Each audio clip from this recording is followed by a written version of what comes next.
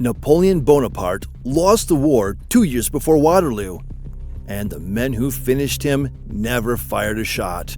They worked in counting houses off narrow London courtyards, and their weapon was a piece of paper that promised 3% a year. Here is a number that decides the whole case. In 1813, British money was paying the wages of roughly 450,000 soldiers who didn't speak a word of English. Hold on to that, 450,000. And at the center of it all stands the most hated banker in history, a man accused of building his fortune on the corpses of Waterloo. The story you've heard about him was invented 30 years later by a pamphleteer who signed his work Satan, and the documented record is stranger than myth.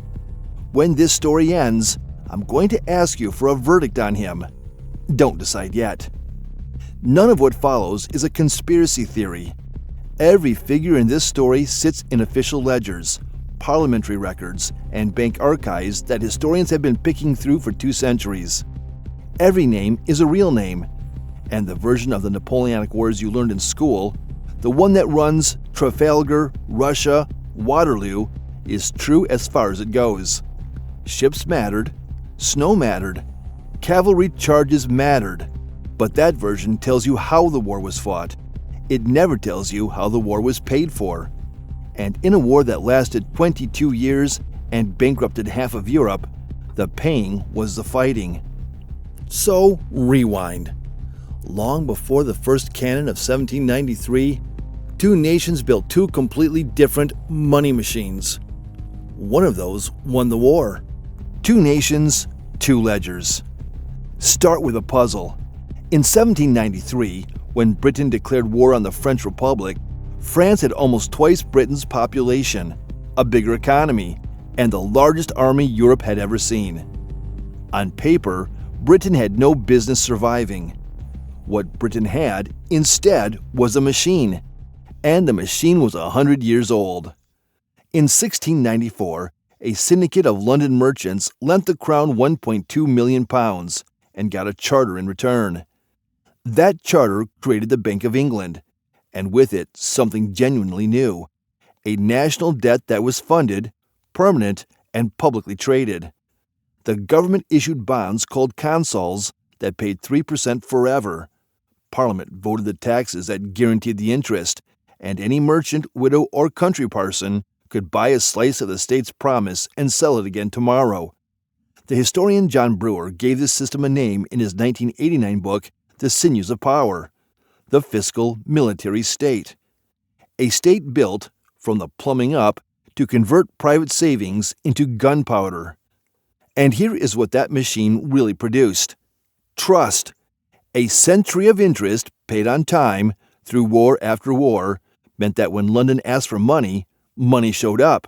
Cheaply, in almost any quantity.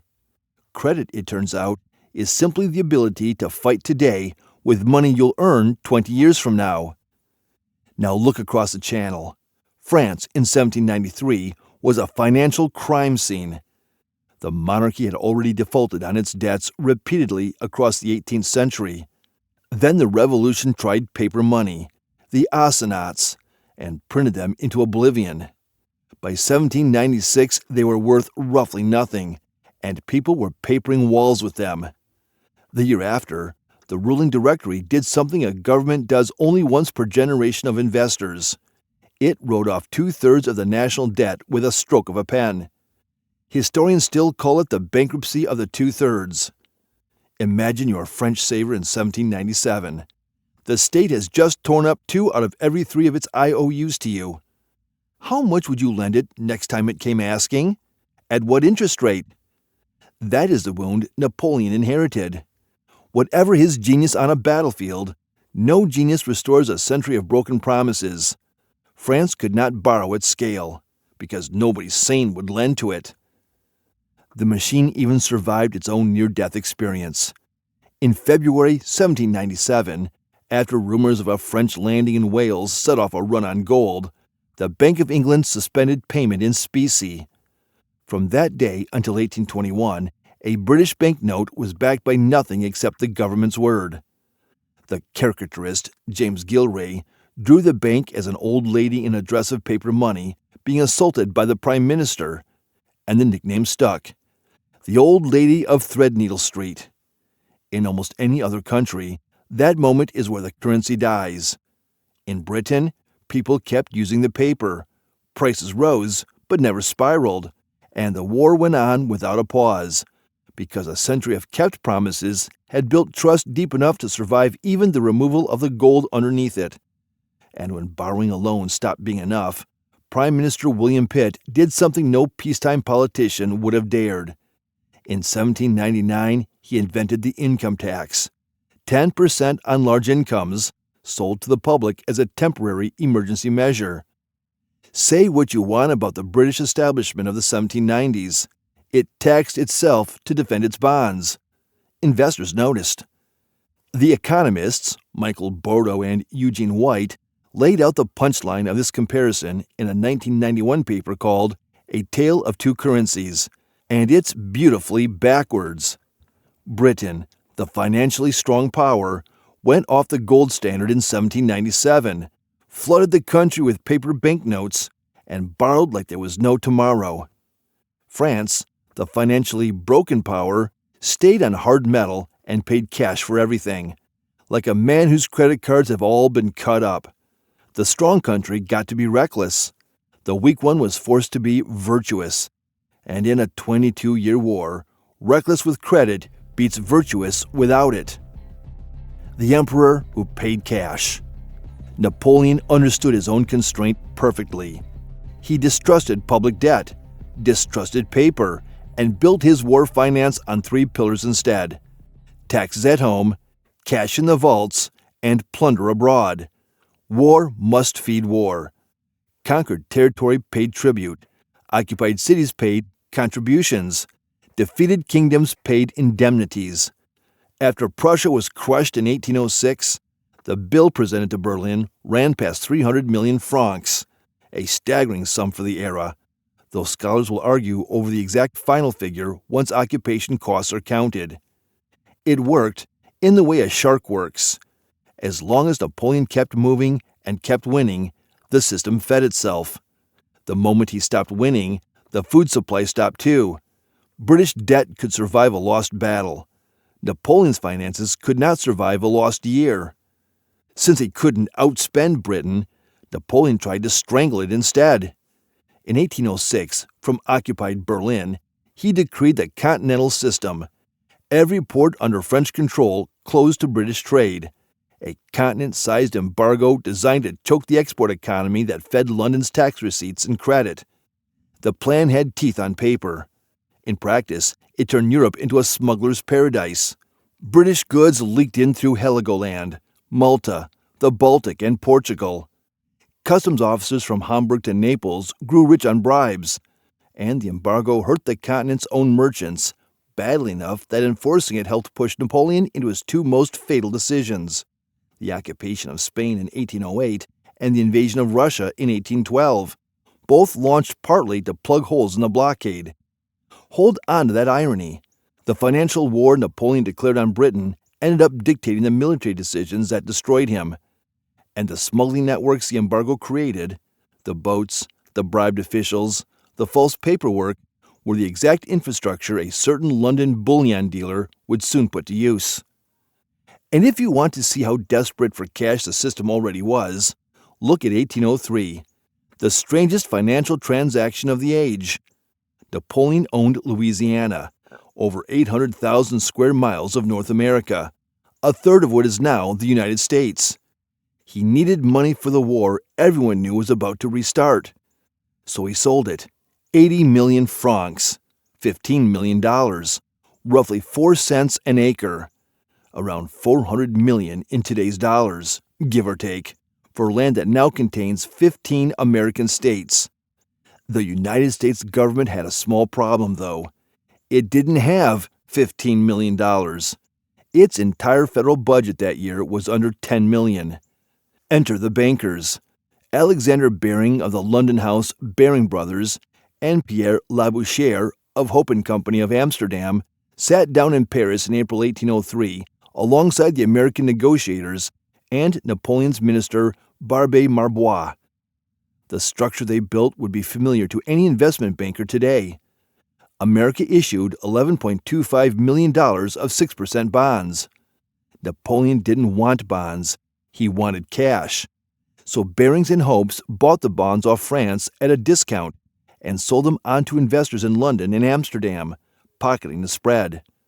Sir Francis Baring, the firm's patriarch, confessed in a letter that, "We all tremble at the magnitude of the American account." Weeks after the deal was signed, Britain and France were at war again, which means a British bank spent 1803 and 1804 wiring Napoleon the money he used to build the invasion camp at Boulogne. The army pointed directly at England's beaches, and the British government, fully informed, let it happen, partly on the cold logic that the deal put Louisiana forever beyond French reach. Sit with that one. While British mothers feared French landing craft, a London bank was financing the man building them, legally. That's the world we're walking into. Keep that both sides ledger in mind, because it runs through this entire story. The wars of Napoleon were the first great conflict in which finance was genuinely international, and money crossed the front lines more easily than any spy. The smuggler. Which brings us to the man from the pamphlets. Nathan Mayer Rothschild was born in 1777 in the Frankfurt ghetto, the Judengasse, a single-walled street where the city's Jews were locked in at night and barred from farming, from most trades, from citizenship itself. His father, Mayer Amschel, dealt in coins and antiques, and slowly built a business managing money for German princes. Nathan left for England in 1799 with almost no English, traded textiles out of Manchester for a decade, and only moved into London banking in 1811. 4 brothers spread out across the continent. Amschel in Frankfurt, Solomon heading to Vienna, Karl toward Naples, and the youngest, James, in Paris. 5 houses, 1 family, and a private courier network of boats, riders, and agents that moved letters across wartime Europe faster than any government dispatch service. In an age before the telegraph, the Rothschilds had built something close to it out of horses and bribes. Nathan's specialty was gold. From 1809, he dealt in bullion, and more to the point, he learned how to move it across Napoleon's blockade. Here's the delicious part. French customs officials often looked the other way. Napoleon's advisors, steeped in old mercantilist thinking, believed that gold draining out of Britain must be weakening Britain. Precious metal leaving the island looked like blood leaving a body. So France quietly tolerated the outflow, convinced it was watching its enemy bleed. It was actually watching its enemy pay for the knife.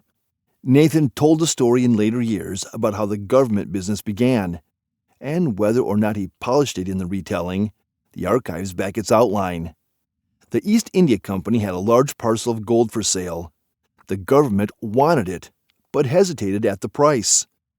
Nathan bought the lot himself. When the Treasury realized it needed that gold for Wellington after all, it had to come to him, and he sold it on, then offered to handle the far harder problem of getting it to Spain. He knew, he said, the government would need more, and he was the man who knew how to move it. That is the whole Rothschild method in one anecdote. Buy the thing power will need tomorrow, before power realizes it needs it. Because by 1813, Britain had a logistics crisis that threatened to undo 20 years of effort. Wellington's army had fought its way across Spain to the Pyrenees, about to invade southern France, and it was broke. An invading army can't pay Spanish muleteers and French farmers with Bank of England paper. They want gold and silver coin, and Wellington's chests were empty. His letters home from this period practically snarl about money. The government had tried to organize coin shipments through established channels and through its own officers. Those attempts fell short.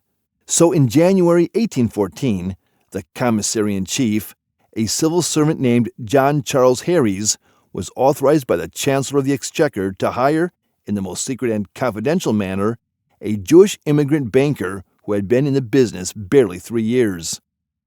Watch how the machine worked, step by step, Because this is the whole trick. Step 1. Nathan's agents quietly bought gold coin across Europe, in small parcels, through dozens of intermediaries, so the price wouldn't spike and no one would guess a government was behind it. Step 2. The gold moved by smugglers' routes across the Channel and through France, where officials winked at it for the reasons we just saw. Step 3. And this is the elegant part. Much of the value didn't cross France as metal at all. James in Paris converted funds into ordinary commercial bills of exchange drawn on bankers in the South, boring pieces of merchant paper nobody looked at twice. Step 4. Wellington's paymasters cashed those bills near the front and paid the troops in local coin. Gold in London became paper in Paris, became silver in soldiers' hands outside Bayonne. A financial conveyor belt running straight through enemy territory, hidden inside the enemy's own banking system. Napoleon's France was processing the payroll of the army invading it. The invasion of France was funded through France. If you design that as fiction, an editor would reject it. The original instructions envisioned around £600,000. By May 1814, Nathan had moved nearly 1.2 million, double his brief. Call it something on the order of £100 million in today's money, and Wellington was writing home in gratitude for the flow of coin. Harry's, in a line that tells you everything about the era, praised Rothschild's flawless execution in an official letter while sneering at his religion in the same breath. Britain's establishment was happy to rely on the Jewish banker and despise him simultaneously. Remember that double face when we get to the myth. Then came 1815. Napoleon escaped Elba on the 1st of March, landed in France, and the army sent to arrest him put him back on the throne instead.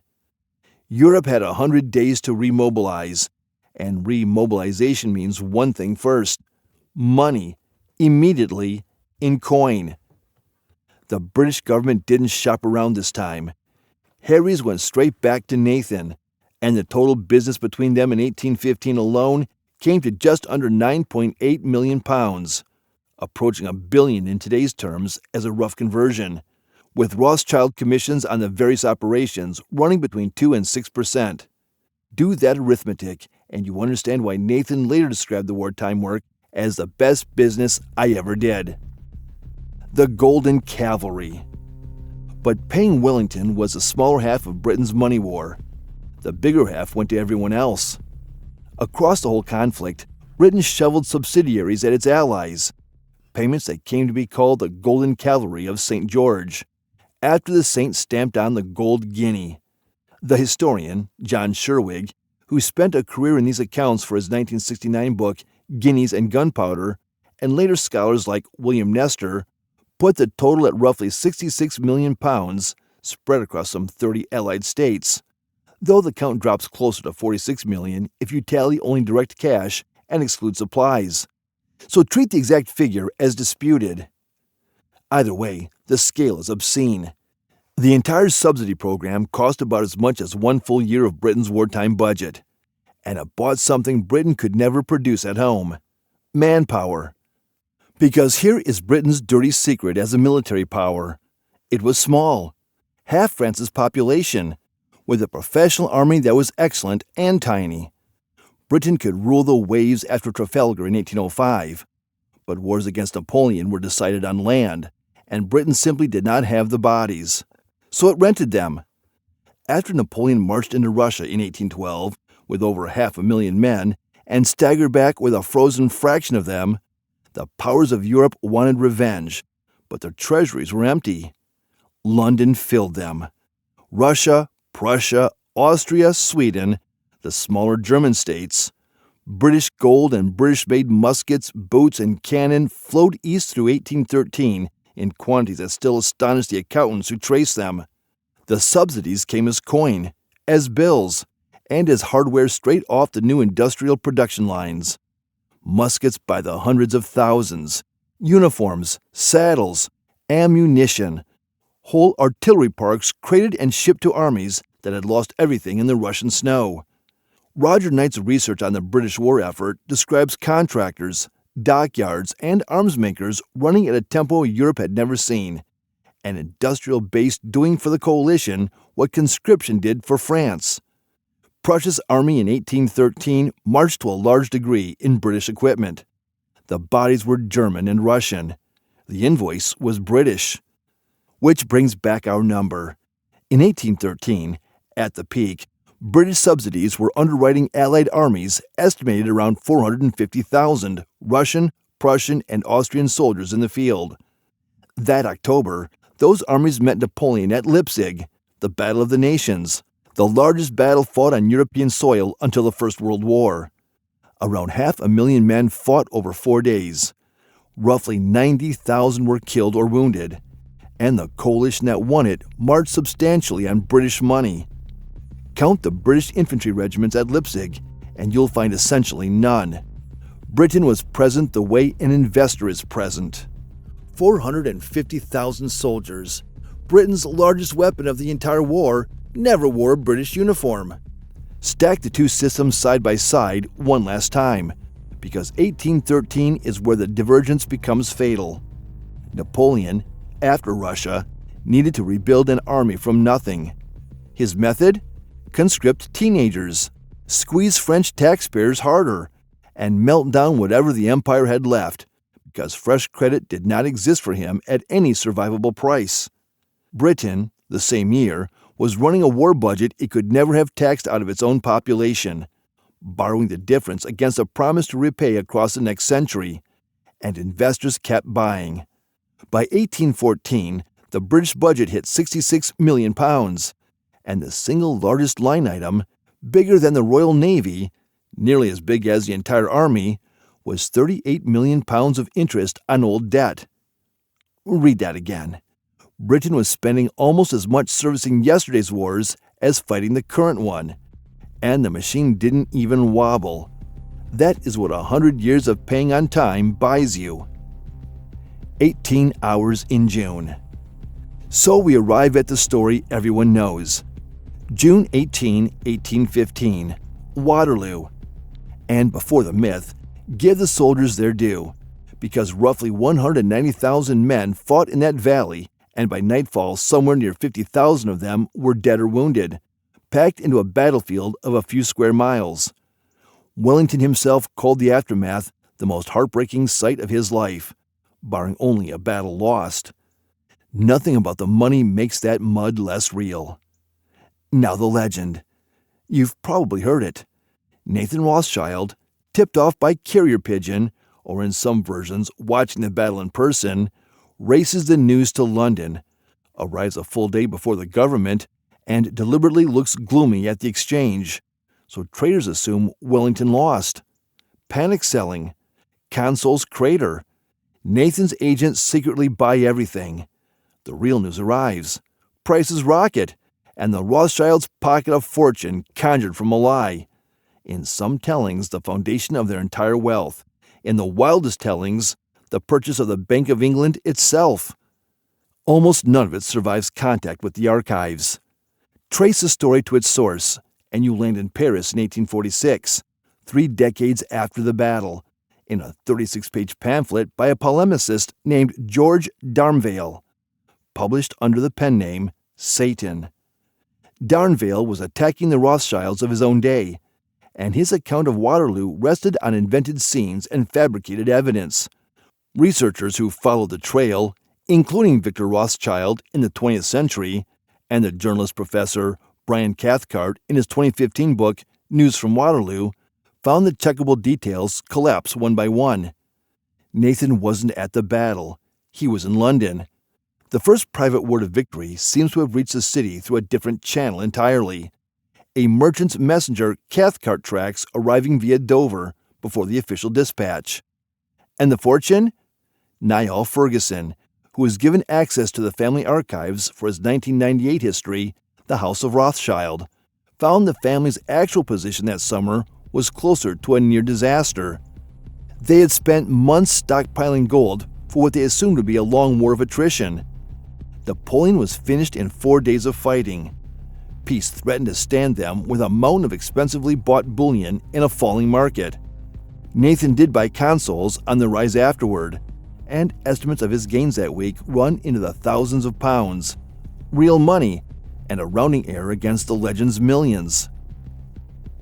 The verified story is that he made his fortune supplying the war. The invented story is that he made it betraying the market. History chose to remember the invention. And the invention had a career. Darnvale's pamphlet fed a growing body of anti-Semitic literature that recast a family of government contractors as the secret rulers of Europe. A century later, Garibald's propaganda ministry produced a feature film, Die Rothschilds, released in 1940, built around the Waterloo lie, as the Nazi state was moving toward the murder of 6 million Jews. This is why the sourcing in this part of history is a moral matter and a factual one at the same time. When someone tells you bankers secretly run the world, ask them where their oldest piece of evidence comes from. Quite often, it comes from a man who signed himself Satan and made it up. The bill. Wars end. Debts don't. Britain came out of 1815 owing roughly £860 million by the standard count, and above £1 billion on broader measures, more than twice the entire annual output of the British economy, a burden it would not carry again until the end of the Second World War. Somebody had to pay that, and here the story gets uncomfortable in a different way. The income tax, invented by Pitt in 1799 as an emergency war measure on the comfortable classes, was repealed in 1816 under pressure from those same classes. What remained were taxes on beer, candles, soap, salt, and bread-adjacent tariffs under the new corn laws that kept food prices high. The bondholders who had financed victory collected their 3% for decades, and the interest was raised disproportionately from the consumption of people who owned no bonds at all. Post-war Britain got distress, unemployment, and in 1819, cavalry charging a peaceful reform meeting at St. Peter's Field in Manchester, killing more than a dozen people. They called it Peterloo, a bitter pun on the victory the poor had helped pay for. France's bill was its own kind of instructive. The peace settlement of 1815 hit the restored French monarchy with a 700 million franc indemnity, plus the cost of an Allied occupation army. France, the country that couldn't borrow, now had to borrow. Who arranged the loans that let France pay off the victors early in 1817 and 1818? Baring Brothers of London, with Hope and Company alongside, the same houses that had cashed out Napoleon's Louisiana. The Duc de Richelieu, France's prime minister, supposedly quipped that Europe now contained 6 great powers, and the 6th was Baring Brothers. The line may be polished legend, and it stuck because everyone could see the point. The war's financiers had become the peace's financiers. Whichever way history turned, the counting houses were on the winning side. Within a few years, the Rothschilds muscled into the same sovereign loan business and surpassed Barings entirely, funding the post-war governments of half of Europe. The 19th century's bond market, the one that would discipline kings and fund railways across continents, was assembled out of the wreckage of Napoleon's wars. What the historians actually fight about. Now, honesty about where consensus ends and debate begins. That British finance was a decisive weapon is close to consensus. Brewer's Sinews of Power traced the machine's construction. Sherwig's Guineas and Gunpowder documented the subsidies. Roger Knight's 2013 Britain Against Napoleon argued the war was won as much by administration, contracts, and credit as by battle. Bordeaux and White formalized why France couldn't copy the trick. Ferguson, in The House of Rothschild, and in his broader work on war finance, goes furthest, treating the bond market as the central nervous system of modern power. But there's a serious counterposition. The historian, Charles Esdale, in Napoleon's Wars, from 2007, and others in his camp, insist the decisive causes were Napoleon's own political choices. The bottomless Spanish insurgency, the lunacy of invading Russia, the refusal of every compromise peace. On this view, money kept the coalition alive, but Napoleon killed himself, and no subsidy would have saved Allied armies from a Napoleon who stopped making catastrophic decisions. Both camps have the receipts for their half of the argument. Where you land probably depends on whether you think a war of 22 years is decided by its worst decisions or by its deepest pockets. And calibrate one more thing, carefully, because this territory is mined. The crude version of this story, the one where a shadowy banking family engineers wars and harvests both sides, is false, and worse than false. It is the specific lie that traveled from a Paris gutter pamphlet to a Nazi propaganda studio, and it deserves to die. The naive opposite, a history where finance is neutral background hum and only generals matter, doesn't survive the ledgers we've just walked through. The documented reality is a system run by named individuals pursuing profit inside rules set by governments. Bankers who competed with each other, guessed wrong about wars, sometimes lost fortunes, and took their commissions where the law and their nerve allowed. No puppet masters, no innocent bystanders either. Intent was usually ordinary greed and ordinary patriotism in varying mixtures. Effect was a continent's fate. Tell the story of Napoleon's fall without the financial chapter, and you're telling it with the spine removed. The verdict. So step back. What actually beat Napoleon? A navy that locked him onto the continent? A Spanish wound that never closed? A Russian campaign that ate the Grand Army? Coalition armies that finally learned his own methods? And underneath every one of those, a century-old machine on Threadneedle Street that let a mid-sized island nation outspend a continental empire for 22 consecutive years, buy allies by the 100,000, keep its own army paid in gold behind enemy lines, and absorb defeat after defeat without missing an interest payment. Napoleon fought with the money he had.